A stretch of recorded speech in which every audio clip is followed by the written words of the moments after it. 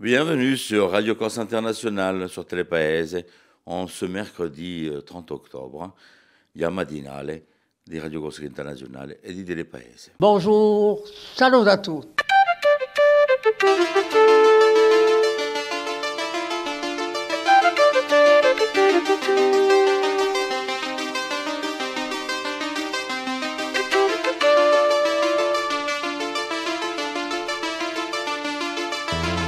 All'ascolto di Radio Corsica Internazionale, prima Radio Corse.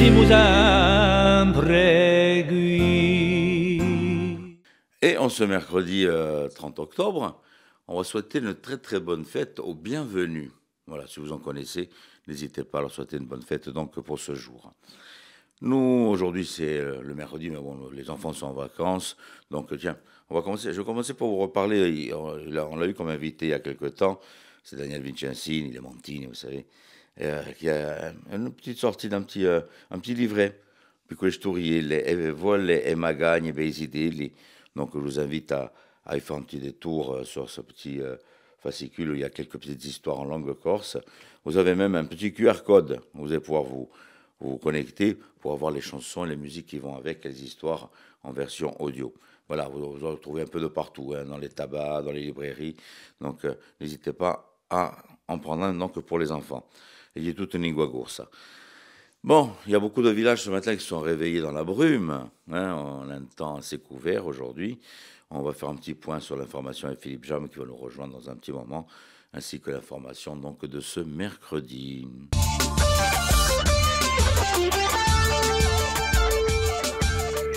Bonjour Auguste, bonjour à toutes et bonjour à tous. Le temps sera agréable aujourd'hui, bien ensoleillé dans l'ensemble, quelques nuages sur la côte orientale. Le vent sera faible de secteur sud-est, parfois modéré sur la pointe du Cap Corse. Les maximales en mi-journée s'étageront entre 17 degrés dans le centre de l'île et 23 degrés en bord de mer.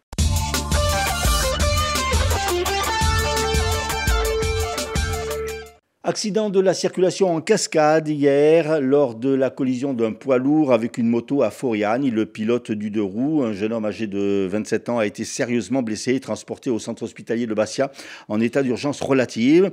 Et puis en milieu de journée, c'est un cycliste qui a été renversé par une voiture à San Nicolao. Le jeune cycliste âgé d'une vingtaine d'années a été évacué sur l'hôpital de Bastia, elle aussi en urgence relative. Enfin, troisième accident de la journée à Talonne dans l'après-midi, un choc entre poids lourd et voiture. Deux hommes âgés de 35 ans, les conducteurs des deux véhicules, ont été transportés au centre hospitalier de Corté en état d'urgence relative. La justice a débouté hier Corsica Ferries de son action contre la délégation de services publics corse. Le tribunal administratif de Bastia a en effet rejeté la demande de la compagnie d'annuler les DSP maritimes signés en 2019 entre la collectivité de Corse et la compagnie Corsica Line. Et le tribunal a pointé l'irrégularité de l'offre de la Corsica Ferries qui avait été écartée de la sélection en raison d'un dossier incomplet. Le tribunal administratif a de ce fait déclaré qu'elle ne pouvait pas invoqué devant la juridiction l'irrégularité de l'offre de sa concurrente. Concernant l'illégalité de la DSP au regard du droit européen, soulevé par la compagnie au bateau jaune, le tribunal administratif a estimé qu'il n'existait tant en matière de fret que de passagers un réel besoin en service public pour le transport maritime entre la Corse et le continent. Après les incidents de samedi à Ajaccio entre les supporters de l'AC Ajaccio et du Sporting Club de Bastia, le parquet d'Ajaccio a confirmé hier l'ouverture d'une enquête. Des auditions auront lieu prochainement. Restons dans le domaine du football, mais sur le terrain cette fois. Hier soir, lors de la 11e journée de Ligue 2, le Sporting a dû une nouvelle fois concéder le match nul 2-2 face à Rodez. De son côté, l'ACA s'est incliné dans le temps additionnel à Guingamp, 1-0. Après cette 11e journée, l'AC Ajaccio est premier non relégable avec 11 points. Le Sporting 9e avec 15 points, mais un match de retard. Prochaine journée samedi pour le Sporting qui jouera à Caen. Lundi pour l'AC Ajaccio qui recevra Metz. Et puis les Pozzi du Renoso ont retenu parmi les 19 projets du loto de la biodiversité organisé par la Française des Jeux et piloté par l'Office français de la biodiversité. Menacé par le piétinement des randonneurs, le projet d'aménagement vise à protéger les Pozzi en créant un sentier pédagogique contournant ceux-ci.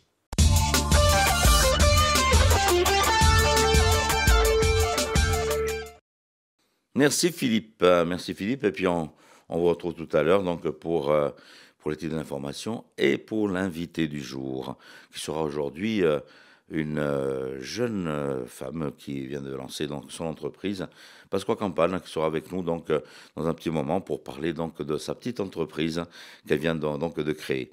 Pour le moment, on va se faire un petit détour sur les hippodromes, ça vous dit? Allez.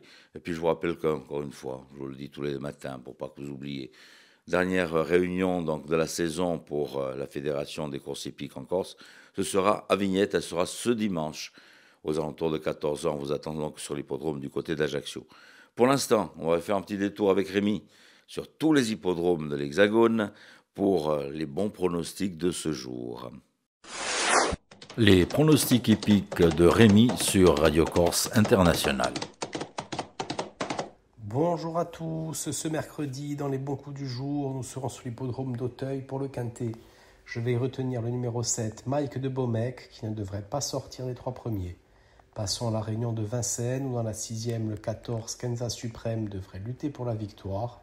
Et on terminera par la 8e, où le 4, Mac de Blary, devrait l'emporter.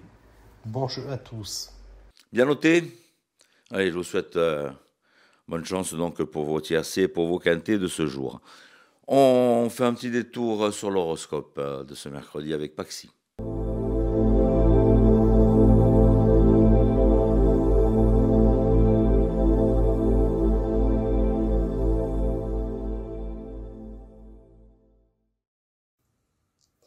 Et bonjour à tous, j'espère que vous portez bien. On va voir pour ce mercredi ce que l'on a à vous annoncer et à vous dire. Les béliers, vous allez apprendre quelque chose qui va vous demander ou vous donner l'envie d'avoir plus d'espace ou d'engendrer quelque chose de différent dans votre vie. Choisissez bien ce que vous allez faire pour passer à l'action.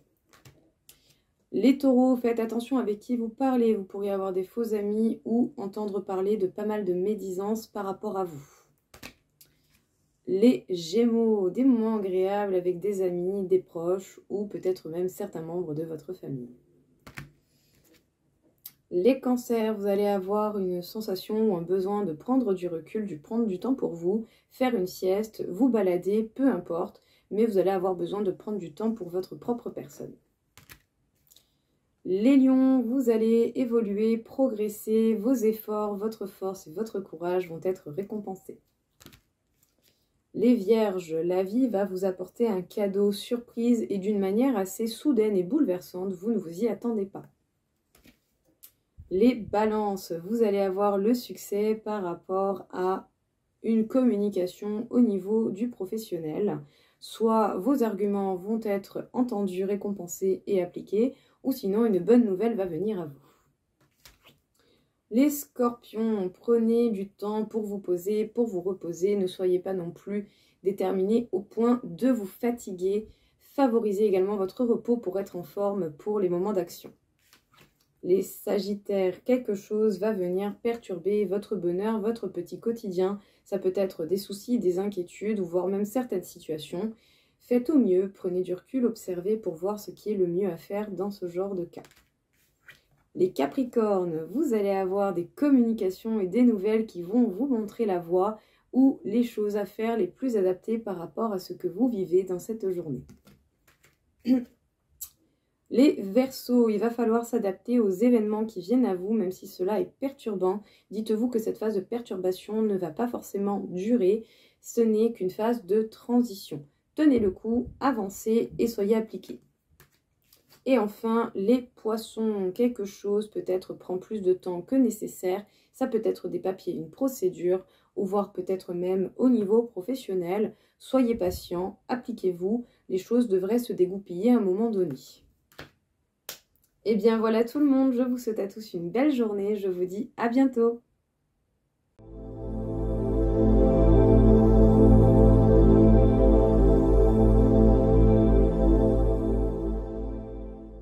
Voilà pour l'horoscope. Merci Paxi. On poursuit avec Elisa, de la littérature au programme. Et on va parler des livres qui font peur aujourd'hui avec Elisa. Ah oui, c'est Halloween. Hein. On y arrive tout doucement. Hein. C'est bientôt.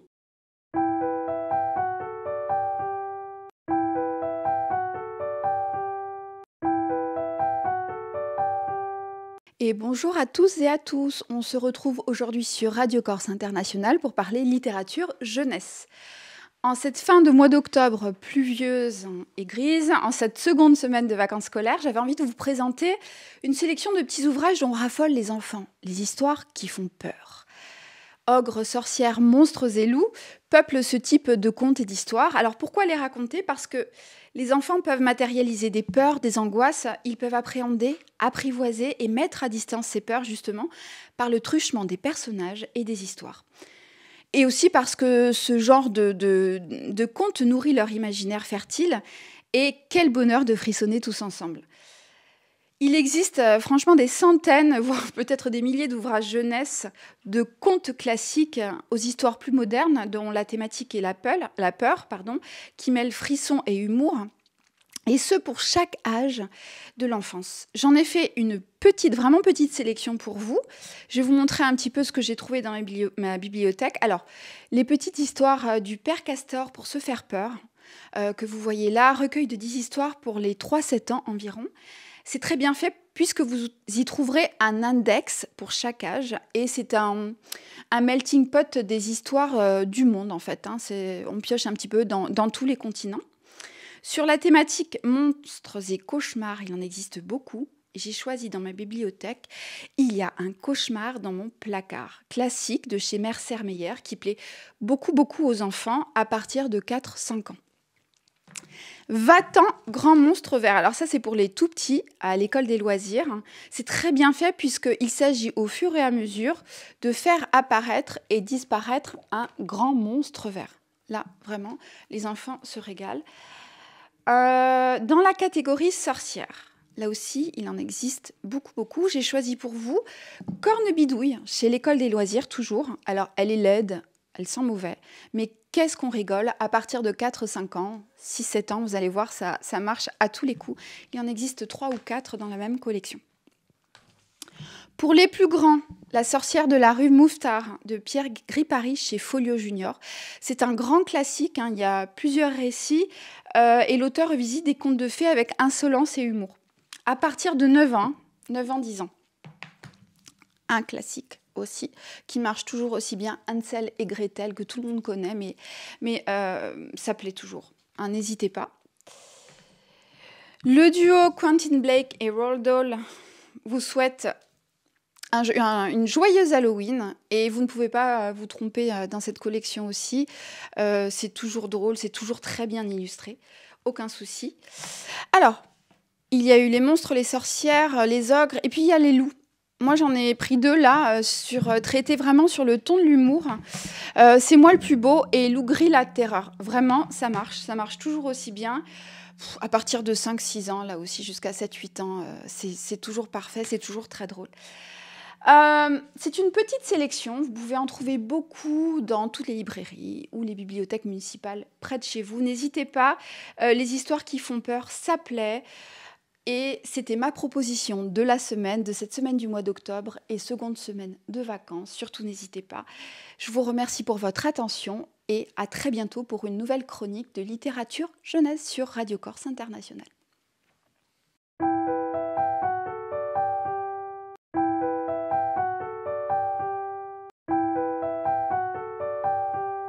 Merci Elisa pour ces littératures qui font peur.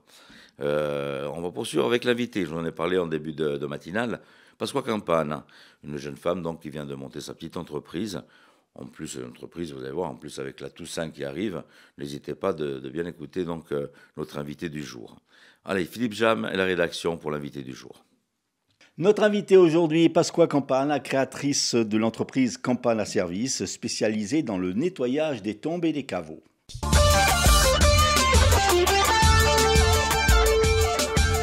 Pasqua, salude, bonjour. Salude.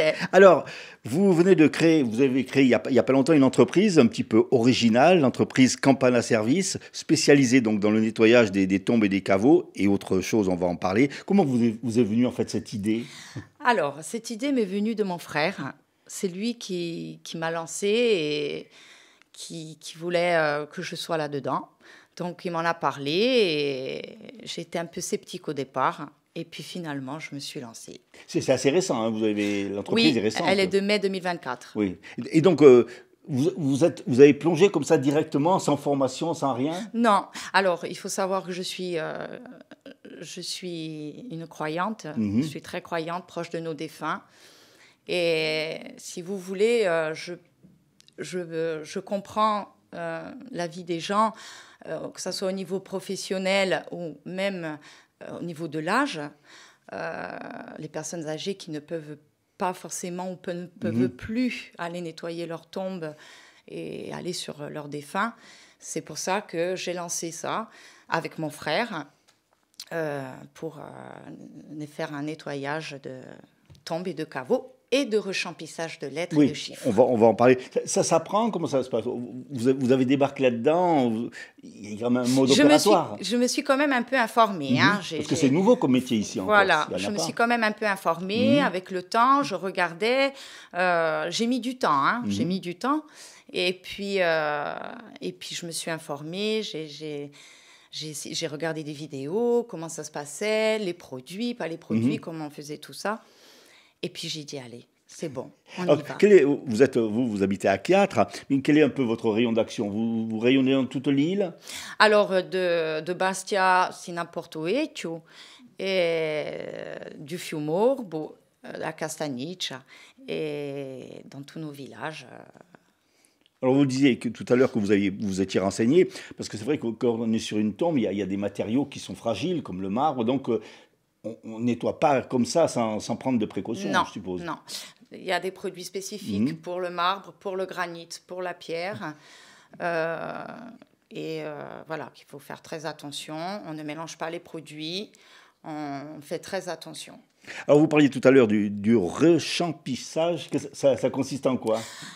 Souvent, les lettres, les chiffres s'effacent. Et donc, je propose aussi mes services de rechamplissage de lettres ou de chiffres. C'est-à-dire que je les refais, que ça soit en peinture noir, blanc ou en lettres d'or. Donc, ça commence à prendre, on commence à vous appeler un petit peu. Bon, je suppose que vous avez commencé par votre village. Oui, oui, un petit peu, oui, ça commence. Surtout que c'est une époque qui est favorable, le mois de novembre, en principe. Il faut savoir que, voilà, dans notre île, ça, c'est encore tout nouveau. Donc, j'espère pouvoir évoluer. Faire connaître un petit peu votre... mais c'est vrai, comme vous le disiez, il y a beaucoup de personnes âgées qui vont sur les tombes, qui ont du mal à les restaurer, à les nettoyer. Donc c'est un service que vous rendez, finalement, même s'il est payant, c'est quand même un service pour eux, parce qu'il n'avait peut-être pas personne pour le faire. Voilà, comme je vous ai dit, les contraintes de vie, que ça soit professionnel ou tout simplement nos gens qui sont anciens, qui ne peuvent plus nettoyer comme il faut, moi je propose mes services. Alors c'est restauration de tombes et de caveaux aussi? Oui. Oui. Donc parce qu'il y a beaucoup de caveaux ici en Corse qui sont malheureusement sur l'abandon. Service campagne, c'est un service de nettoyage tombes et caveaux. Et vous faites aussi la restauration des monuments aux morts? Ça aussi, pour les villages, sollicité par les mairies. Donc là aussi c'est un travail, c'est souvent du marbre, c'est un travail qui est très méticuleux. Oui. Alors, ça vous prend combien de temps en principe pour nettoyer une tombe? Ça dépend un petit peu bien sûr de... Vous avez pour une tombe à peu près, vous comptez 1h30, 2 heures. D'accord. Pour un caveau familial, on peut atteindre les 3 heures. Et qu'est-ce que vous appréciez dans ce travail? Je suis proche de nos défunts. Ça compte beaucoup? C'est quelque chose, voilà, comme je vous ai dit, je suis croyante et voilà. Alors, pour vous contacter, on peut vous retrouver, vous avez un Facebook, c'est ça? Oui. Donc, c'est Campagne à Service, c'est ça? C'est ça. Et donc, après, vous avez des formules, il y a plusieurs formules, je pense, pour... Alors, Campagne à Service propose des formules, des forfaits adaptés à chacun. D'accord. Et vous rayonnez, donc, pour l'instant, sur la plaine orientale, mais vous pouvez aller, bien sûr, à la demande un peu plus loin. Dans les villages, de la Castagniccia, ou du Fiumorbo, Porto Vecchio, Bastia. Pasqua, merci beaucoup. Merci à vous. Pasqua Campane, on le rappelle, elle est créatrice de l'entreprise Campane à Service, qui est spécialisée dans le nettoyage des tombes et des caveaux. Le Facebook, c'est Campane à Service. Campane à Service. Merci beaucoup, Pasqua. Merci à vous.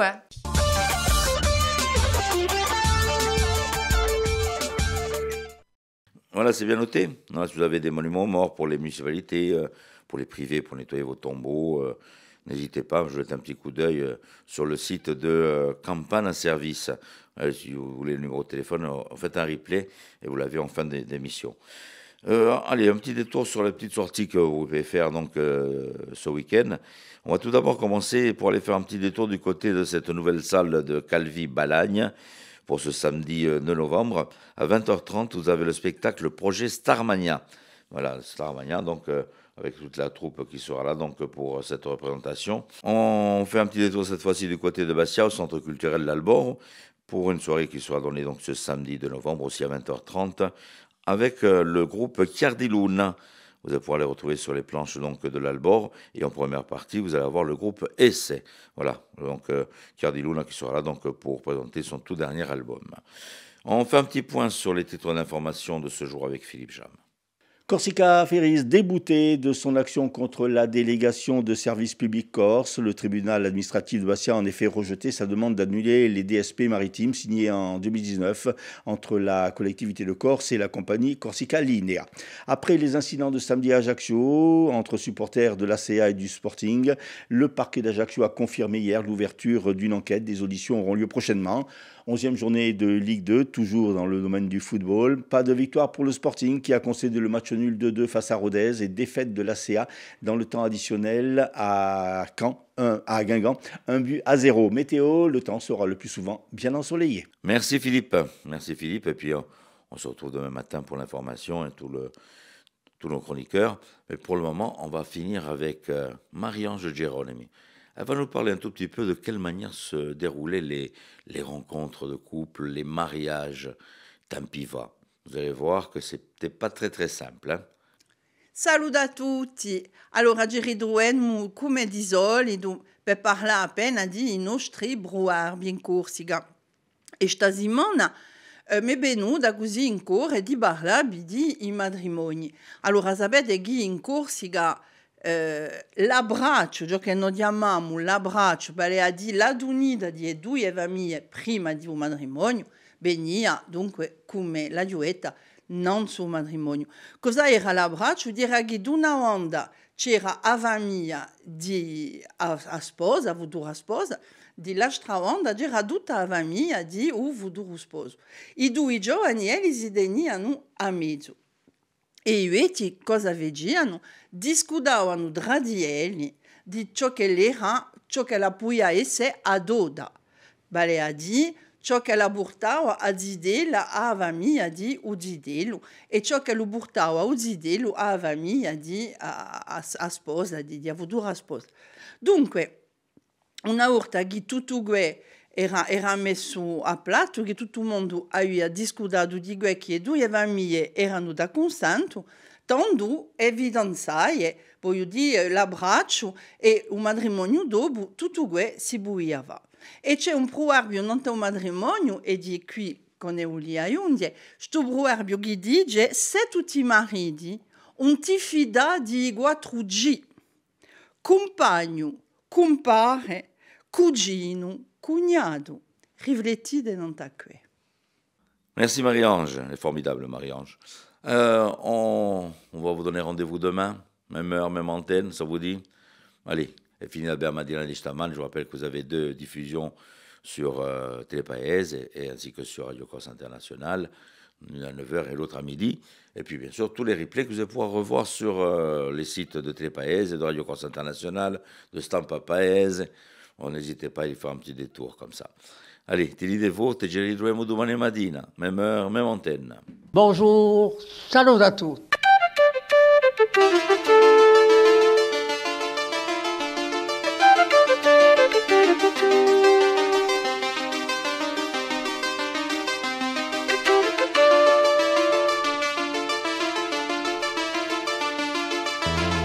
All'ascolto di Radio Corsica Internazionale, prima Radio Corsa. Si mu sempre